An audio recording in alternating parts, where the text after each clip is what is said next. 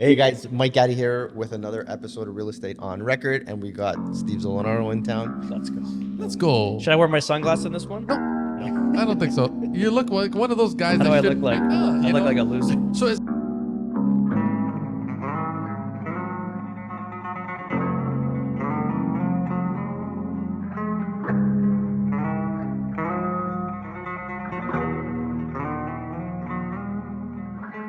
the great inventory shift. Buyers regain leverage. They become champs. So, guys, real estate inventory levels have returned to pre-pandemic heights. Would you agree? No higher. Higher. Let's go. Way Okay. higher. So this creates new leverage opportunities for buyers and bigger challenges for sellers. So, Mike, let's start off with you. Your boots on the ground right here, full time. What in the hell?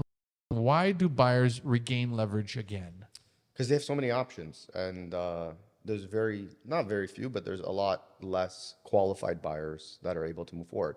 The biggest gridlock we're seeing right now is that, like I'm texting right now, the people have to sell before they can come bring us an offer for our listing. Well, that's what we're seeing across the board in the GTA. So I say that again. The people have to sell. So most buyers that are coming forward that want to buy the property, they love the property, they want to bring an offer and all that, but Okay. they have to sell first. The problem is now we're currently sitting over 32,000 units available on Trev in the GTA.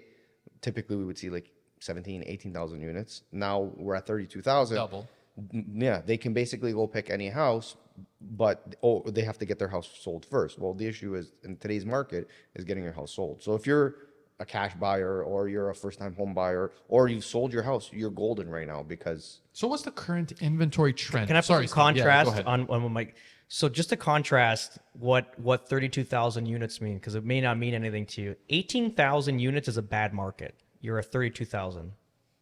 No kidding. Yeah. So when That's you the say bad temperature. market, what does that mean? Bad market. Slow, takes 2 to 3 weeks to sell. Buyers, they have more opportunity to kind of submit lower offers, more negotiating, maybe a sale upon purchaser's property, like the different clauses. you're basically, if you're working off of like comps 3 months ago, it was a different market. We're definitely hitting in a slower direction. Now, that being said, it's not 100% for every property. There are those properties that are like few and far between. You can't find them in whatever area you're looking in, and those properties are still doing okay too and selling in a decent time frame. So basically what you're saying is the inventory has to come down a bit in order to stimulate the market. No, jobs have to be created to stimulate the market. Jobs have to be created in order to stimulate the market. Absolutely. Yeah, I need jobs. I thought jobs isn't the problem right now. Like people are employed. Unemployment and like youth unemployment in Ontario is like 22%. Really? That's the guy robbing your. 24 years and under. Yeah. Really? Yeah. It's facts? Look at him. No, as a producer, I'm lazy. So Mike's saying 22% with the youth, but also like, adults with families. Sure. We're like just regular. They claim it's 10% now, something like that, 7 to 8%. In Ontario. Ontario. Yeah. We're probably 10 to 12. Easy. Maybe even 14%. Okay. Unemployment. So that means I have to ask you this a very important question. What this means for days on market, buyers concessions, and price flexibility. What does all this mean for that? Days on market are going up Okay. big time. So like what we used to sell in 7 to 14 days is now like 30 to 60. Jesus. Okay. Yeah. Again, it's not for 100% across the board. There are good properties that will sell faster. Buyer concessions, like the seller's going to make all the concessions here. Okay. In today's market, to be honest. And price flexibility. Do we have the ability to be flexible on this? Yeah, we have no choice. Like, can I go in there and say, you know what? I'm going to offer 80,000 less. Yeah, so we bought a property in Bolton like a month and a half, 2 months ago. They were originally listed at 1.8. One neighbor on one side. So it's on, okay, so we're talking about like a court. We're on a beautiful court with a pool backing onto green space. House was built like early 2000, 2007, 2006. Neighbor sells for 1.75. The other neighbor on the other side sells for like 1.950. This house was listed for over a year it started at 1.8, kept dropping down. We got it for 1.460. I got it for 1.460 with a condition of an SPP, so sale or purchase of property. So my client was able to go sell their house I had them tied up for like 6-7 weeks to sell my house. So I sold my house, condition of finance, condition of inspection, and I sold 1,460. But that's when you hire a professional. How good is Jesus. that? You should cut that clip out and produce that. Don't tell me what to do, Steve. I'll tell you exactly what to do. That is sensational. Yeah. So So I told my clients, we went bowling with the guardrails up. Like we had all the conditions, we I had, like That's a that. good term. and we got a strike. Wow. yeah. Now, how often do you come across these kind of a deal? They're coming up more and more. Right? I'll tell you that. I can So tell you now, that. are you asking people do you tell your client, you know what, we're going to go in pretty aggressive? The market requires you to be aggressive. It depends. Every situation is different. It's going to come down to the seller's motivation, the seller's situation. So my job is to find out and do my best job to find out what position the seller's in. If I call an agent, the agent tells me off the bat, like, oh, they just bought a house and they need to close by this day. Thank you. You're going to take destroy advantage of it. Yeah. Oh, I'm exactly. going to eat you alive. Yeah. So like typically like seasoned agents are going to do what they can to like not disclose what the seller's situation is. But my goal is to find it out. And once I find out, I'm going to ruin you. Do you need to disclose it? Isn't there a rule in real estate that you need to disclose this kind of information? If the seller already bought another purchase, don't you have to disclose that? No. I'm not going to disclose shit. Even if my I seller thought did. you had to though. No, You don't. no. Latent defects. So what is the So Mike, I'm going to go to you. What are the strategies that sellers need to use to stay competitive? What do sellers need to put into their mind to stay competitive in this buyer's market? Oh, shit. A lot of things are coming down to price, Okay. absolutely. But you got to be the best property on the market, offering the most features, benefits to equal the best value. So Mike, let me jump to you. Is this the return of the buyer's market? The buyer's market has been returned. No, has it though? Like when do you think it's been in full swing as a buyer? full- Swing February. The UPS did a while. February. So when we started January, we were talking, and I had a couple like people lined up. We couldn't find houses for them, so I was literally door knocking in January, looking for houses for these people in a certain area. Okay. February hit, March, the inventory kept going and going. We picked whatever house we wanted after, and then we kicked them. And is that the market now? Where if I said to you, Oh, all right, Mike, I want to absolutely. look in Caledon, you're like, okay, take your pick. Is it that kind of a market now? Absolutely. 32,000 units, dude. We're almost double the typical. Do you want a condo? They'll give you two now. I have a listing. You're right. We have A a cheap listing. price. We have a listing in Liberty Village. Okay, when I say overpriced by like maybe 10, 15, 20K, like it's not horrible. Okay. Like I want it to come in like 15, 20K lower. We haven't got one showing. Because they're How stupidly long? overpriced. 2 weeks? 2 weeks. Because they're stupidly overpriced. Right? No, 10 Like grand. 10 grand. But the market doesn't require that. You know that. It doesn't matter. 10 grand in any market like that we've had, like you can negotiate 10 grand. It's not a question. Oh, I see what you're So saying. the last comp, let's say, sold at like 600 and like 60K, 55K, 60K. We're listed at 669. And I haven't had one showing. Not one in 2 weeks. So on Portage Way, is that what it's called? Portage Way? On 7 and Jane is 7? Okay. Okay. Some of these- Portage. Yeah. Portage. Thank you. They're going for like 498 or some Yeah. madness Yeah, like yeah. that. How can you compete with that? How was that price before? 6? Yeah. So, absolutely. yes, mid Yeah. six. So what's happening here too is like there's a shit ton of inventory like from new construction that builders are closing on, right? Okay. And people are walking away from the deposits. Like I have a friend that basically was looking at purchasing. They have a big fund, and they're looking at purchasing all these leftover condos there's like 500 units, let's say, in this building, and 30 or 40 of those units didn't close. So the buyers just walked away from the deal. Now the builder's packaging these deals and these units and trying to sell them to an investor. And they bought them for like $1,100 a square foot. They're trying to sell them for $750. It still doesn't work at $750 in a package deal. What do they want them for? 6? They wanted $650 a square foot. So 100,000 or a square foot. So $100 less a square foot. No, we're talking like 35% Half less. price. Yeah. Wow. 650 and 1100. Do the math. What is that? Well, let's do the math on that. more. On that. 40 On that something. teal colored phone. Is it teal or aqua teal? 40%. 40%. Yeah. Wow. So 41. 40% cheaper, and the investor still walked away, right? So Well, because the investment doesn't make sense even at that cut. absolutely, no investment, like we said, makes sense in Ontario. What? Never mind. Don't. Hold on a second. Are you telling me, Mike, right now, as I'm asking you, do you think that, for example, you said 32,000 homes, and Okay, that's Ontario. GTA. In the GTA. Wow. Does that include Pickering? Yeah. Is Pickering a part of that? Okay. Steve, just for shits and giggles, what's Florida right now? Homes on market. 22,000 as of this morning. Compared to what's the average? So look, we have a much smaller population there by far, but what I'm looking at is positivity. We started the year with 28,000 units. We're down to 22. So it's going down. It's going the right. That's why I'm pushing people to start buying real. I'm buying. I just sold another deal now on the phone.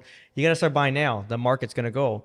And this is at high rates. Like a naturalized citizen in the U.S. is paying like 7% for a secondary property, and for 7.25, and we're paying 7.75 as foreign nationals. So we got to jump on this. When these rates start coming down into 6 and 5%, it'll be a disaster. But those prices are going to go up. Oh, by far, yeah. But hold on a second. Wouldn't you? This is how I want to end this episode. Wouldn't you guys say for investors now is the time to shoot to kill in this market here? Ontario? Yeah. No, because you can negotiate fucking anything you want. it's going to go further down. And then in 6 months, that where you bought it at, it's not going to look as appealing. Look, you need to be like you look at it like a hill, right? Like a ski slope. So where are we on this hill? So we're like, so look, this is a slope. Have we bottomed out? This is the slope. We're like about here. We haven't even bottomed out. No, we got like I'm predicting 25 to 30%. I could be Steve, wrong. but that's like economic disaster. It's the end of Canada. It's not even a joke. I'm trying to have conversation, and again, I'm an idiot. I'm trying to have conversations with family members. I've been watching this for the last 10 years since the administration came into the party here, and it's been nonstop in the wrong direction. But I feel like it's going to go. It's the end of it, right? I think at the bottom end is 20-30%, and maybe it could be more. I don't know. I don't see a way it gets pulled out. Rates are not going to fix it. It's just basically economics. But Good economics. you know what's scary though, Steve? Even the renters market right now is an absolute disaster. Yeah, you can't. Mike, can you rent a place now?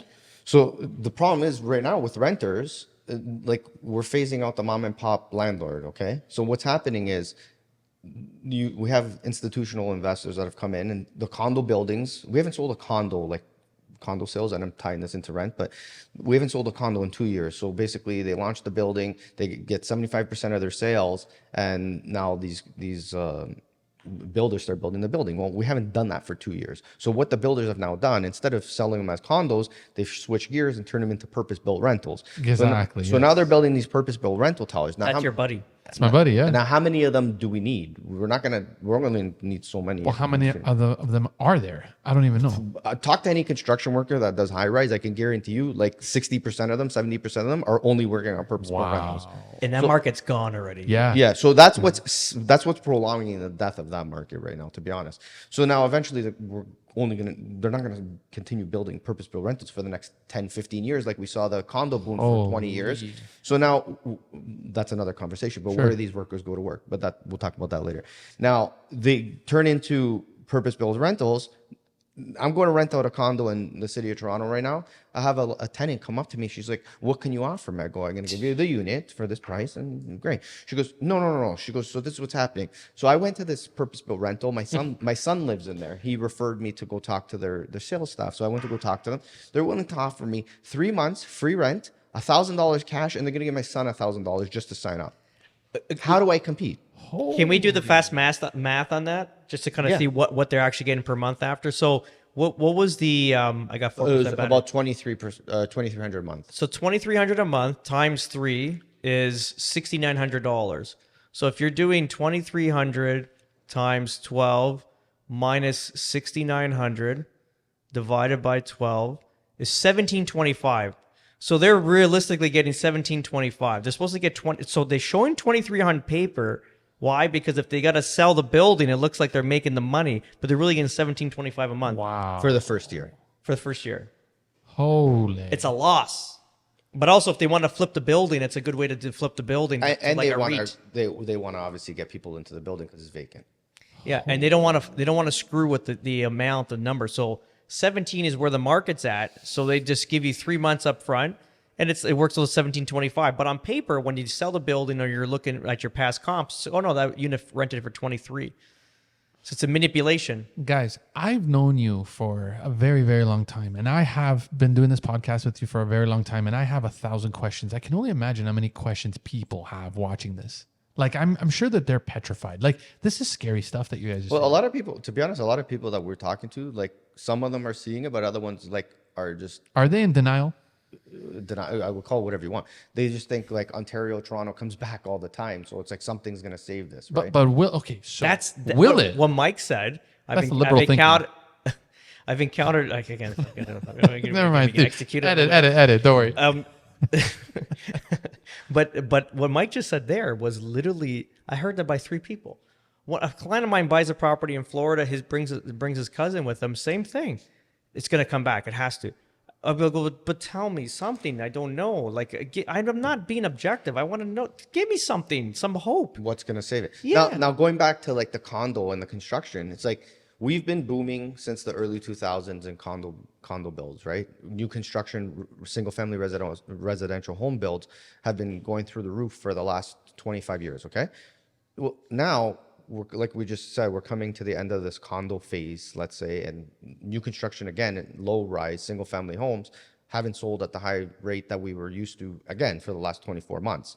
So now, yeah, they're building homes that they sold 2 years ago, but now when they get to the end of that like chunk of homes that came in high volume, it's not zero, but it's gonna dwindle down big time. It's called the Atlas Group to do a forecast of the future economy here in Canada, clearly, Okay. right? And they're based on construction, jobs, the whole thing. So I don't know how much I should go through this. It's frightening. Cliff notes. Okay, so Cliff Notes is, I'll read it because I had my buddy Norman split this up and give me some Norman Cliff Notes. sounds Italian. It is, yeah, very Italian. So the GTA housing market is collapsing. New home sales are down over 15%. Condos nearly down 65%. But listen to this. They're saying 25. Both of those markets have been falling since 23. So if the condos market fell this year here alone 65%, and the year before maybe 50% or 60%, the year before that another 40. Think about it, there's no condos. I bet you if you put that, when we were talking about this, you're like, it's that's skewed. It should be like 95. It is. We haven't got there yet. Yeah, we do 3 years. You do 23, 24, and 25. You're right. Yeah. So in 25, we're at 95%. Correct. So that's why 65 is only this year. But 65 of what? It's already dropped, let's say if it's 100,000 units, it's 50, 25, and then 65% of the 25 is nothing. It's like 4,000 units they're saying, right? Yeah. So anyway, look, condos down nearly 65%. Builders aren't starting anything new. Too much unsold inventory. That means jobs are drying up fast. Ontario construction unemployment just hit 10%. But Mike's got the real numbers, 20%. They've already cut over 34,000 jobs since last year. The job sites aren't coming back like they used to. This isn't a short-term slowdown. Listen to this part. This isn't a short-term slowdown. This isn't a I'm slurring because I got alcohol in my system. Yeah. This much grappa. Really, like IQ was here. It's 30% That's missing. okay. There you go. The job sites aren't coming back like they used to. This isn't a short-term slowdown. This is a structural shift. When I talked to stuff. my union rep, he's a buddy of mine, just because I called him to say like, hey, what's going on? What are you guys seeing? Sure. He said, Mike, let's break it. Let me just Break it down. break it down like this. We've had it so good here for so long. He goes, people are just gonna have to look at other places to go get work. Like in regards to other countries? Maybe Just not outside the city. He just Calgary, said maybe. outside of Ontario. Wow. Yeah. So like Alberta, all that. wherever it is, like wherever they have to go. I'm just saying, they're anticipating less work coming here too. Mike, I don't like that. Can I read a little bit further It's onto this? just the few, like what's happening, facts, right? yeah. Like there's no light at the end of the tunnel. Can I just read just the end of this? Sure. Okay, so the Atlas Group data shows that if sales stay this low by 2029, 4 years from now, home building in the GTA would drop by 60 to 70%. Remember all the jobs attached to it. Every house built is 3.5 jobs. So 60 to 70%. construction spending will fall by 10 billion a year. We are a small population of 10 billion is a lot. yeah, that's the whole. It's literally you're gonna come down to 2 billion. So 80% it'll be down. Okay, over 40,000 jobs will be gone permanently, gone, finished, not coming back. Mostly of them in trades. Think about it. All are, so I'm getting breathing now, like the goosebumps, because I've been saying this for 3 fucking years. The same thing. And it just came out. It's like me that I wrote this report, and this is like these are guys that do this for a living. This isn't just a dip. This is a future of construction industry in Ontario. Between high rates, high taxes, and broken policy, the work isn't coming back anytime soon, if ever. If ever. This is the Atlas Group report. If you're holding investment this is my spiel. If you're holding investment property now, so now's the time to get out. It's a commuter town tied to the housing construction cycle. When that cycle breaks and is breaking, towns like that get hit the worst. And that's obviously Honda's leaving because That's tariffs. right. Yeah, I heard. Yeah, I've been calling it since January. GM also. Yeah, Mm-hmm. GM, Subaru, they're all fucking going. I'm surprised about Toyota because they're in Cambridge, but we'll see. I think they're moving shit out They're too. in Woodstock too. Yeah, no, they're moving. It's just a matter of time. It'll trickle down there. And that's pretty much it. And then this is actually a breakdown for me. So sell what, this is what we're telling people with investment property, even primary residence. If you can get out of your primary right now and rent for 1 to 2 years, you're going to buy your dream home. Even if you don't have plans to leave Canada, you're going to stay here, sell the fucking primary, rent for a couple years. It's going to cost the same amount of owning a property right now. It's not like, and you're owning a depreciating asset unless that you're tied to the community. Sure. And then in 3 years you buy back. You buy at a fraction. And at least you're like trading with the commodities that time. You know what I mean? So you've cashed out at the high point. You stuck your money in just a GIC, get your 4%, whatever it is a year. You're putting your money towards rent. You got no more reliable. As the market is falling around you, I got a bank full of cash. And ultimately, you have opportunity to buy it when the market's at the bottom. So when we were talking about where we are, so we got another 20, 30% to drop. When we're here, you got to go that lull period. When you start seeing things going sideways, and how we see that, That's the go moment. Canary in the mine shaft is when I look at sales. Sure. If this single detached on the street sells for $1 million, this one's $995. This one's $1,010,000. This is at $1,015,000. We start seeing that simultaneous, like pricing, everything kind of like that. Not that drastic, $1,970,000, That's right. $920,000. Once you see this little sideways, you can already you start buying because it's you hit the bottom. So, with that being said, for all the people listening, if you're looking to figure out when to hit the gas on that green light, you got to follow Mike and Steve. And Mike, where can they find you? They can find me on Instagram at Mike Gatti Realtor, and Steve. You can find me in Florida. No, you can find me at Steven Zalunardo at Treviso Realty. Again, follow the YouTube accounts as well. A lot of great information, both accounts, either it's Florida, Ontario. Clearly, what we're doing too with all the experience that we're getting out of Florida, that market, I've already seen all this shit. Remember I'm telling you, Mike, when you get a listing, you're going to have it for like 6 to 8 months to 12 months, carry a listing. I've already experienced that last year in Florida. I just sold one. It was 300 days on the market. Literally. Longest even. Jeez. And a great house. And how much less did you sell it? So listed at 385. We sold it for 380. Fucking hero, baby. Wow. 300 Does it fit in the frame? Does it fit in the frame? No, it's too big. It's too big. So, all right. Well, gentlemen, listen, until the next time, or the next episode's going to be really, really good. So stay tuned. We're talking about rent versus owing. So rent versus own, the 2025 debate heats up with Mike and Steve coming up. Thanks, man. Awesome. Thanks. Ciao.